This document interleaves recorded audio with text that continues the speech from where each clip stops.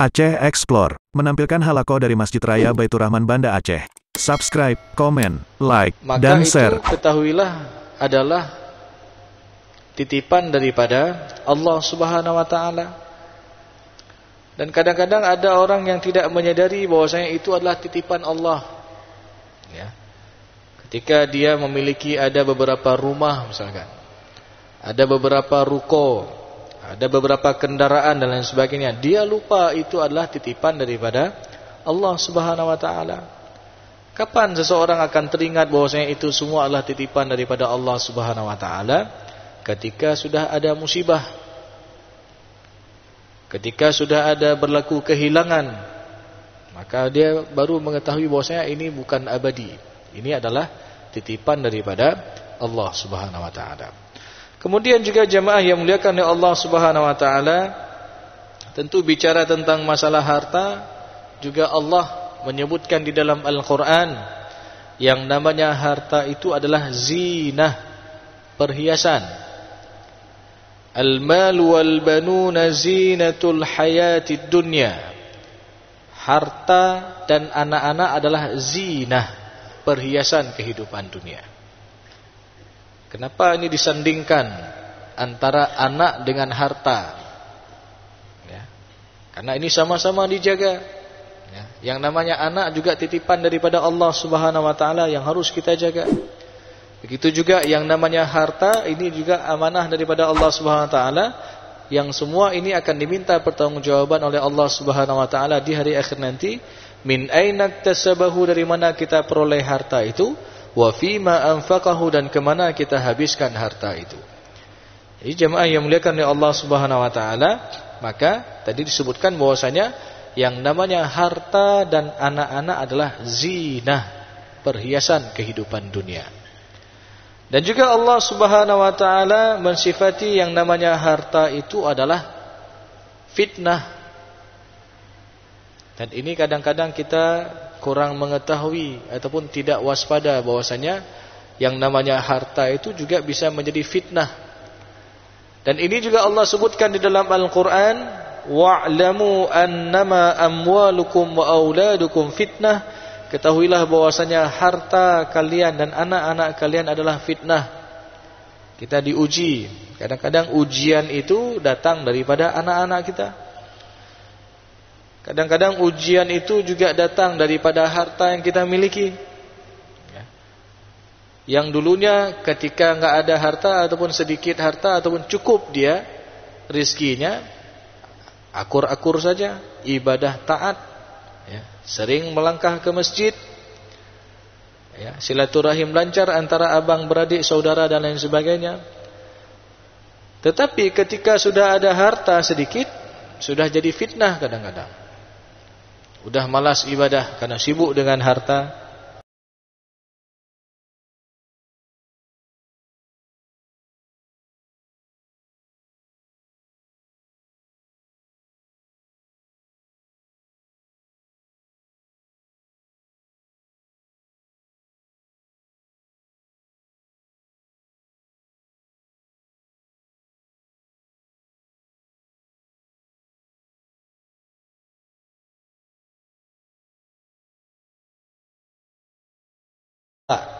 Saya enggak suka harta, berarti ini enggak fitrah, ya. Karena ini juga Allah jelaskan di dalam Al-Quran, di dalam surat Ali Imran ayat ke-14, Zuyyina lin-nasi hubbus syahawati minan nisa'i wal banina wal qanatiril muqantarati minadh dhahabi wal fiddah. Jadi telah Allah jadikan kecondongan hati seseorang, kecintaan hati seseorang, di antaranya kepada sesuatu yang berharga seperti emas dan perak. Jadi ini sudah fitrah manusia suka kepada itu. Tetapi jemaah yang muliakan oleh Allah Subhanahu wa taala, jangan sampai saking cinta kita kepada harta, sampai-sampai kecintaan ini kadang-kadang melebihi daripada ketaatan kita kepada Allah. Ketika Allah suruh keluarin zakat, dia enggak mau keluarin zakat, takut berkurang harta. Ketika dia disuruh untuk berbagi kepada orang lain, berinfak di jalan Allah, dia enggak mau berinfak, kikir. Nah, dan ini juga Allah sebutkan tentang sifat manusia. Ada beberapa sifat manusia itu terkait tentang harta. Ada yang memang dia cinta kepada harta dengan kecintaan yang berlebihan. Ya. Wa tuhibbunal mala hubban jamma. Bahkan ayat sebelumnya Allah mengatakan wa ta'kulunat turatsa aklan lamma wa tuhibbunal mala hubban jamma. Jadi ada di antara mereka wa ta'kulunat turats, yang mana dia memakan harta warisan, harta yang ditinggalkan oleh orang tuanya, dengan mencampur adukkan antara yang halal dengan yang haram. Jadi ada di antara juga manusia yang mana dia memakan harta peninggalan orang tuanya dengan mempercampur adukkan antara yang halal dengan yang haram. Dia sudah tahu di sana ada haknya, dan dia juga sudah tahu di sana ada hak saudaranya, tetapi dia tidak memberikan hak untuk saudaranya, maka ini dia telah zalim. Dianggap dia telah memakan hak orang lain. Bahkan ini juga dianggap dia telah memakan dengan mempercampur adukkan antara yang halal dengan yang haram. Maka ini hati-hati jemaah yang muliakan ya Allah Subhanahu wa taala. Apalagi di sana ada harta anak yatim. Apalagi di sana ada harta saudaranya sendiri yang dia makan. Dan ini pernah terjadi ketika Rasulullah SAW didatangi oleh dua orang yang saling ataupun yang sedang bersengketa, ribut masalah harta warisan. Lalu mereka ribut di hadapan Rasulullah SAW. Yang satu bilang seperti ini, yang satu bilang seperti itu. Semua ada argumentasi, semua ada alasan-alasan. Dan bahkan ini sering ataupun ada beberapa kasus yang terjadi dalam masyarakat kita hari ini. Contoh diantaranya misal, tatkala ada terjadi jual beli antara salah seorang anak dengan orang tua, yang mana jual beli ini tidak diketahui oleh anak-anak yang lain. Apalagi di sana dijual dengan harga yang murah misalkan. Ya. Sehingga anak ini ketika meninggal orang tuanya, dia mengklaim bahwasanya tanah itu sudah dibeli dulu sama orang tuanya. Sedangkan anak-anak yang lain mengatakan, hana pat bukti. Mana bukti? Yang ada dulu ayah bilang nggak ada pernah jual harta. Jadi ini sudah saling mengklaim ini. Ya, yang satu bilang seperti ini ada argumentasinya, yang satu bilang seperti itu lain lagi ada argumentasinya juga. Dia mendengar langsung dulu ayah bilang nggak pernah jual-jual harta untuk orang. Ya. Yang satu mengklaim itu sudah ada jual beli, sudah dikasih uang dulu buat ayah. Bahkan ditambah lagi ketika ayah meninggal dikasih buat emaknya. Ya. Tapi ini tidak diketahui oleh ahli waris yang lain. Kapan ribut? Ketika orang tuanya meninggal, emaknya sudah meninggal, antara mereka saling mengklaim ini. Ya. Jadi jemaah yang muliakan oleh Allah SWT, dulu masa Rasulullah juga seperti itu. Tatkala datang dua orang yang sedang berselisih, ya. Lalu mereka saling berargumentasi di hadapan Rasulullah SAW. Lalu apa kata Rasulullah SAW? Innama ana bashar. Sesungguhnya saya adalah manusia biasa, kata Rasulullah. Wa innakum takhtasimuna ilayya. Dan kalian bersengketa, ribut di hadapanku. Ya. Jadi dua orang ini ribut di hadapan Rasulullah. Ya. Yang satu dia ada argumentasi dan satu juga dia ada alasan juga. Ya. Kemudian jemaah yang muliakan oleh Allah SWT, apa kata Rasulullah SAW? Dan boleh jadi ada di antara kalian yang pintar dalam berargumentasi.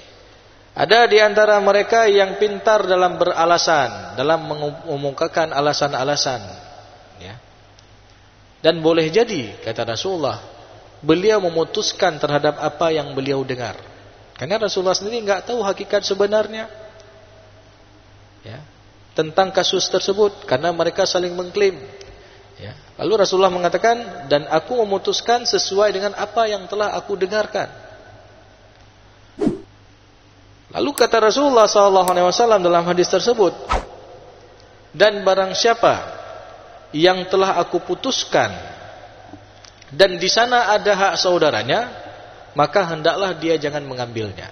Nah, jadi walaupun sudah dimenangkan oleh hakim misalkan, ya, sudah dimenangkan oleh hakim sesuai dengan argumentasi yang mereka sampaikan, dan dia ketika dia tahu di sana ada hak saudaranya, hendaklah dia jangan mengambil hak saudaranya tersebut. Ya. Karena tambahan lanjutan daripada hadis tersebut di penghujungnya adalah, karena sesungguhnya kalau ini berlaku demikian, seakan-akan aku telah memberikan sepotong bongkahan api neraka kepadanya. Jadi ini hati-hati berkaitan dengan orang yang memakan harta orang lain. Ya. Dan saling mengklaim dan lain sebagainya, ya itu sah-sah saja karena mereka semua ada argumentasi. Dan ketika salah seorang di antara mereka yang mengetahui di sana ada hak saudaranya sekali lagi, maka hendaklah dia jangan mengambilnya. Karena itu seakan-akan dia telah memakan bongkahan api neraka, ya, di dalam perutnya. Nauzubillah min zalik. Dan ini terjadi di masa Rasulullah SAW. Maka oleh karena itu jamaah yang muliakan oleh Allah Subhanahu Wa Taala, tentu berbicara tentang masalah harta tadi, ya, apalagi bicara tentang masalah harta warisan, ini juga menjadi fitnah. Bahkan tidak sedikit di antara keluarga yang ribut-ribut, sampai ribut-ributnya ini udah berlaku di lapis keduanya.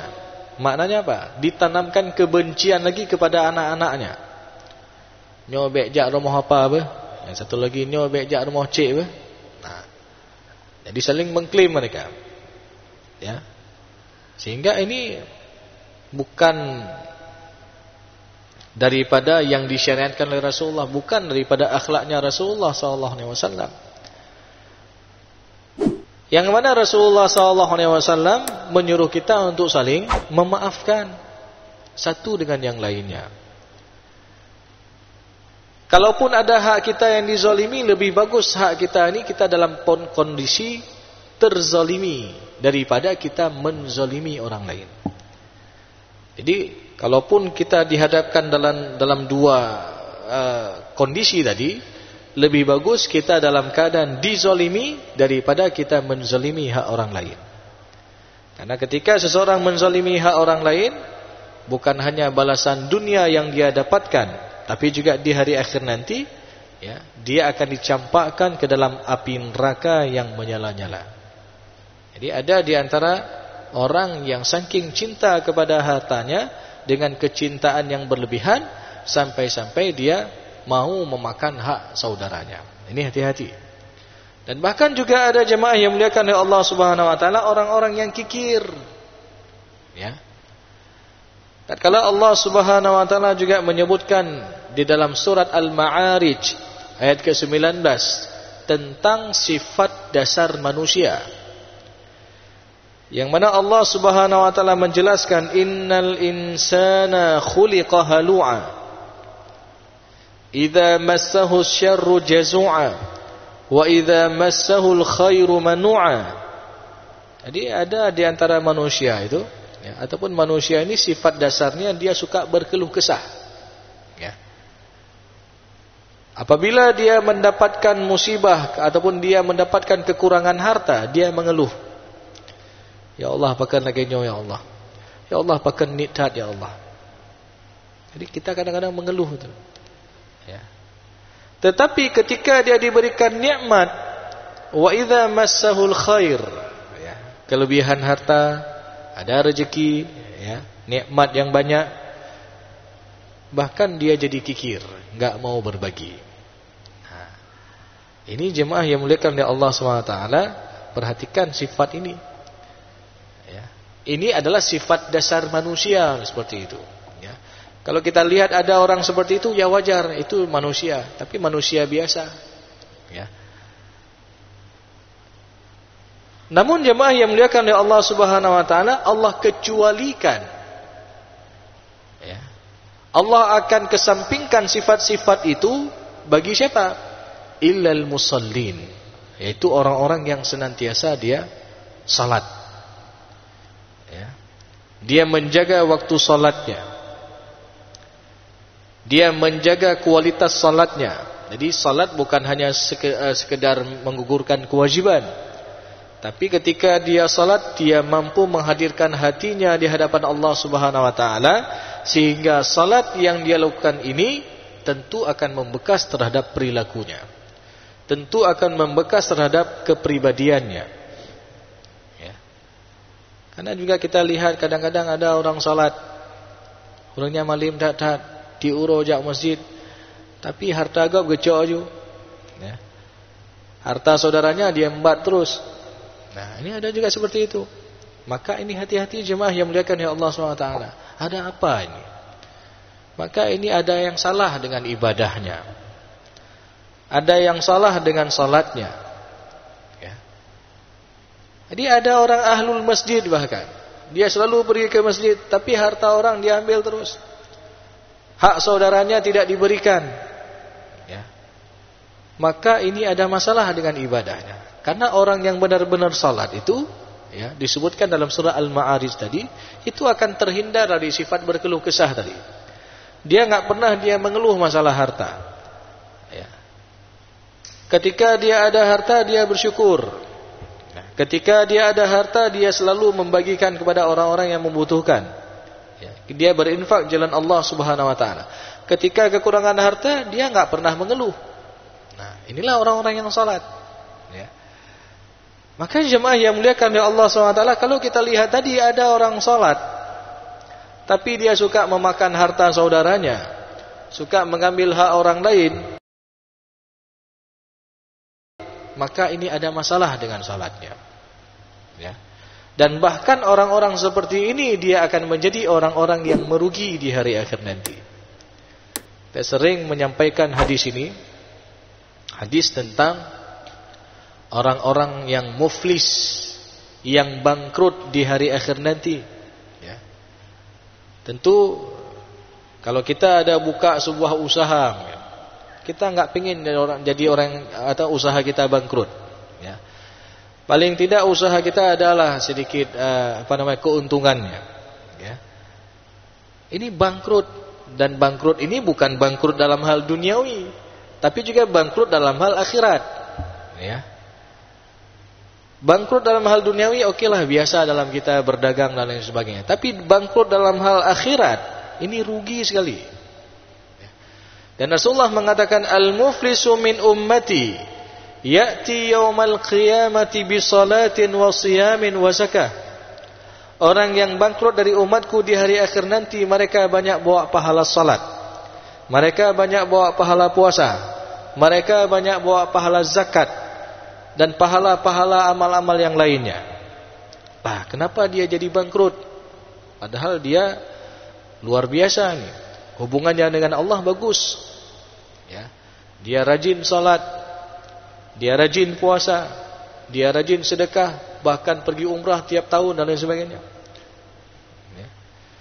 Jadi jemaah yang muliakan ya Allah SWT, Allah Subhanahu wa taala, kenapa dia bisa jadi bangkrut ini? Ya. Padahal dia selalu dekat dengan rumah Allah. Ya. Rupanya ketika dilihat secara hablum minan nas, ini yang bermasalah. Ya. Secara hablum minallah luar biasa taatnya. Tapi ketika dilihat secara hablum minan nas, kata Rasulullah SAW, qad syatama hadha, wa qadhafa hadha, wa akala mala hadha, wa daraba hadha, wa safaqa dama hadha. Dia suka buat kezaliman-kezaliman. Yang pertama, dia suka bertengkar dengan orang lain, galak begek karu. Dia suka buat keributan. Mungkin sehari kalau enggak ribut enggak enak badan. Nah, tapi sembahyang aja. Ya. Dia salat tapi masih suka buat keributan. Dia salat, yang kedua dia suka memfitnah-fitnah orang lain. Ya. Maka ini yang salah bukan salatnya ini. Ya. Tapi perilakunya yang salah. Berarti salat yang dikerjakan ini tidak membekas terhadap perilakunya. Bukankah kita membaca dalam Al-Quran, dan Allah Subhanahu wa taala juga menegaskan di antara tujuan daripada salat itu, wa aqimis shalah innas salata tanha 'anil fahsya'i wal munkar. Salat itu dapat mencegah kita daripada perbuatan keji dan mungkar. Maka kalau kita ada lihat hari ini ada orang salat tapi dia suka mengerjakan perbuatan keji dan mungkar, maka ini ada masalah dengan salatnya. Maka coba kita perbaiki, coba kita perbagus ini. Ya. Jadi ketika dilihat secara hablum minan nas tadi, dia suka bertengkar dengan orang lain, suka memfitnah-fitnah orang lain. Yang ketiga, dia suka memakan hak orang lain, memakan harta orang lain. Yang keempat, dia suka memukul orang lain. Dan yang kelima, dia suka melakukan tumpah darah terhadap orang lain. Jadi 5 bentuk kezaliman ini sering kita lihat dalam kehidupan kita sehari-hari. Bahkan ini dalam sehari berulang kali kita dengar, berulang kali kita lihat berita-berita ini. Baik itu berita di media cetak ataupun di media online yang kita baca. Ya, bentuk-bentuk kezaliman ini hampir setiap hari kita lihat. Ada yang suka buat ribut. Yang kedua ada suka memberitakan berita yang tidak benar, hoax. Memfitnah-fitnah orang lain. Ya. Kemudian yang ketiga ada yang suka mengambil hak orang lain, memakan harta orang lain. Masalah gaji belum dibayar dan lain sebagainya. Itu juga sama dengan dia menahan hak orang lain. Ya. Dia mengambil harta saudaranya. Ya. Dia menahan hak saudaranya padahal saudaranya sudah balik dan dia juga termasuk pada ahli waris. Ya. Maka jemaah yang muliakan oleh Allah SWT, ini juga salah satu bentuk kezaliman. Bahkan ada yang sampai pukul-pukul, kasus tawuran, berantam, ya, dan lain sebagainya. Ada na'udzubillah kasus tumpah darah, ya, orang tak parang, ya, kasus pembunuhan. Ini hampir setiap hari kita mendengar, ya. Jadi ini 5 bentuk kezaliman yang Rasulullah sebutkan ini sering terjadi dalam kehidupan kita sehari-hari. Sehingga jemaah yang muliakan oleh Allah Subhanahu wa taala, di hari akhir nanti apa yang terjadi? Fayu'ta hadza min hasanatihi wa hadza min hasanati. Akan diambil pahala-pahala kebaikannya tadi. Tadi dia banyak bawa pahala salat, puasa, zakat dan amal-amal yang lainnya. Lalu pahala-pahalanya tersebut di hari akhir nanti akan ditransfer kepada orang yang pernah dia zalimi sesuai dengan kadar kezalimannya. Jadi ini hati-hati, ya. Maka lebih bagus kondisi kita ini dizalimi daripada kita menzalimi orang lain. Kalau kita menzalimi orang lain, sia-sia amal ibadah kita, mempengaruhi juga ibadah kita. Ya, yang mana kita udah salat, puasa, zakat dan sebagainya, rupanya di hari akhir nanti pahala yang kita kumpulkan tadi ditransfer kepada orang-orang yang pernah dia zalimi. Mungkin bukan 1-2 yang pernah dia zalimi, banyak. Sampai-sampai Rasulullah mengatakan fa in faniyat hasanatuhu qabla ayuqda ma alaih. Apabila pahala-pahala kebaikan ini sudah habis, sedangkan dulu dia masih pernah buat zalim terhadap orang lain lagi, maka kelak dia akan menanggung dosa orang yang pernah dia zalimi itu. Thumma turiha finnar, kemudian dia dicampakkan ke dalam api neraka. Nauzubillah min zalik. Maka ini hati-hati jemaah yang muliakan oleh Allah Subhanahu wa taala, jangan sampai, ya, amal-amal yang telah kita bina, ya, sejak kita baligh sampai dengan hari ini itu menjadi sia-sia ketika kita banyak-banyak menzalimi orang lain. Maka oleh karena itu jemaah yang muliakan oleh Allah Subhanahu wa taala, sebagaimana kita sebutkan juga berkaitan tentang masalah warisan. Berarti di sana ketika kita bicara tentang masalah waris, berarti kita bicara tentang masalah hak. Dan Allah telah menetapkan hak bagian masing-masing di dalam Al-Quran. Jangan sampai kita zalim, jangan sampai kita memakan, tidak memberikan hak kepada yang seharusnya berhak. Bahkan dari setiap harta benda yang ditinggalkan oleh almarhum itu pada dasarnya milik semua di antara para ahli waris. Ya. Walaupun nilai kebendaannya ya bernilai kecil dengan sedikit. Kita juga sudah pernah mencontohkan beberapa pertemuan yang lalu. Di antaranya misalkan jam tangan peninggalan almarhum orang tua misalkan. Itu juga pada dasarnya milik bersama di antara para ahli waris. Enggak ada yang boleh mengambilnya kecuali atas dasar keizinan daripada semua ahli waris. Ya. Karena kadang-kadang dari masalah jam ini yang kecil ini, barang yang kecil ini kadang-kadang jadi fitnah, jadi ribut. Yang pernah terjadi bahkan ya yang sering juga kita contohkan itu piring-piring peninggalan mak. Jadi mak dulu waktu hidup misalkan pernah memberikan beli piring dan lain sebagainya. Ya, ada gelas-gelas antik ya.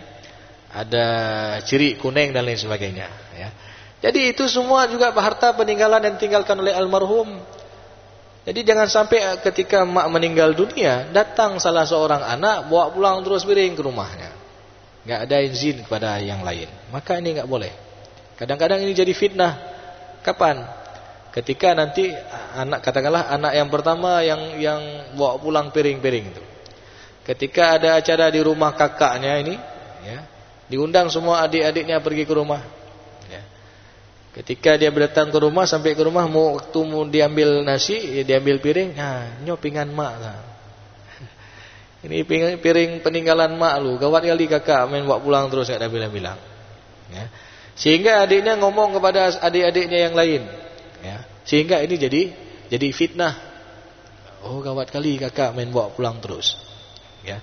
Enggak ada bilang-bilang. Padahal kan kita pengen juga piring itu misalkan. Ya. Sehingga ini jadi fitnah nih. Ya. Ketika sudah ada berita-berita ataupun kabar-kabar enggak enak, udah ribut nanti. Ya. Jadi jemaah yang muliakan oleh Allah SWT harus kita sadari bahwasanya ketika kita bicara tentang masalah warisan, berarti kita bicara tentang masalah hak dan Allah telah menetapkan hak bagian masing-masing ahli waris di dalam Al-Quran. Ada yang dapat porsi 1/2, ada yang dapat porsi 1/3, 1/4, 1/6, 1/8 dan 2/3. Yang mana bagian-bagian itu dikenal dengan furud al-muqaddarah di dalam Al-Quran. Bagian yang tertentu. Oh lalu kalau ada yang tanya Ustaz, kalau kami mau bagi secara kekeluargaan, apakah dibolehkan Ustaz? Nah, kami mau bagi rata nih, enggak ada beda laki-laki dan perempuan. Maka dalam hal ini boleh dibagi secara kekeluargaan dengan syarat. Masing-masing yang pertama harus mengetahui bagian mereka secara syariat. Ya.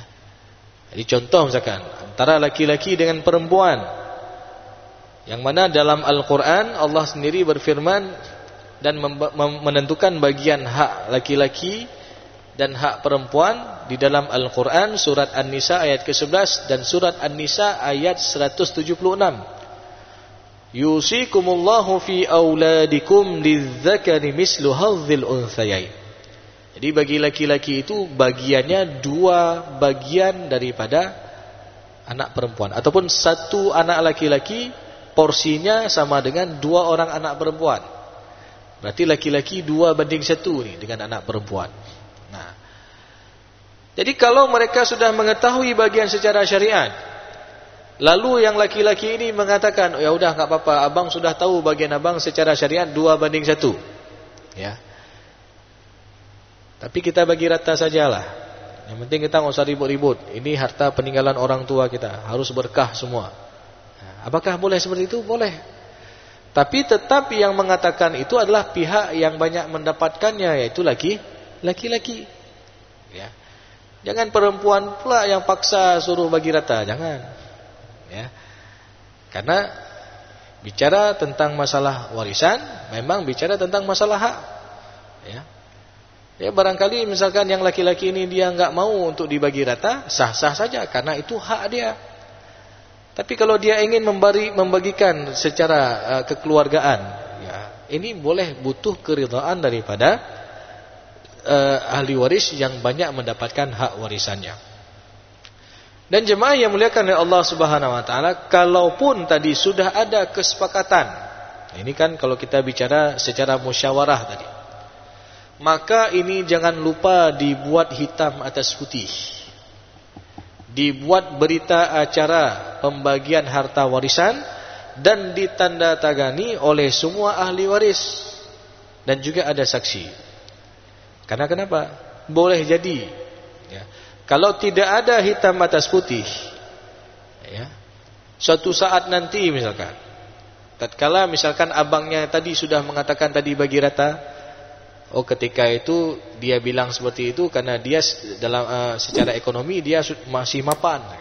Beberapa tahun kemudian misalkan secara ekonomi dia bermasalah, boleh jadi nanti takutnya dia ungkit-ungkit lagi. Nah, maka ketika sudah ada berita acara hitam atas putih semua ahli waris tanda tangan, itu nggak bisa digugat lagi. Ya. Maka kalau tidak ada hitam atas putih, ini ada peluang nih. Ya, setan dia bermain terus. Ya, digoda kita bagaimana cara biar kita ribut dengan saudara-saudara, ribut dengan abang beradik dan lain sebagainya. Ya. Karena boleh jadi nanti ketika dia dalam keadaan ekonominya lagi masalah, dia ungkit lagi, "Dek, itu kan tanah itu ada hak abang lu. Abang kan 2:1." Nah, jadi apalagi nilai yang diberikan itu dengan kondisi dulu dibandingkan dengan kondisi hari ini itu sudah bernilai, ya, sudah berharga. Jadi ini kadang-kadang orang bisa berubah dengan berubah kondisi, dengan berubah keadaan, dengan berubah nilai aset warisan tersebut. Ya. Maka oleh karena itu jemaah yang muliakan oleh Allah Subhanahu Wa Taala, kalaupun ada pembagian secara musyawarah misalkan, dan antaradin saling ridha di antara satu dengan yang lainnya daripada pihak-pihak ahli waris yang terkait, maka sekali lagi ini jangan lupa dibuat hitam atas putih. Poin-poin apa yang disepakati? Poin pertama apa? Poin kedua apa? Poin ketiga apa? Dan seterusnya. Nanti lalu dibuat semua, ya, mengetahui semua ahli waris dan tanda tangan dan juga dicap materai. Ini untuk apa?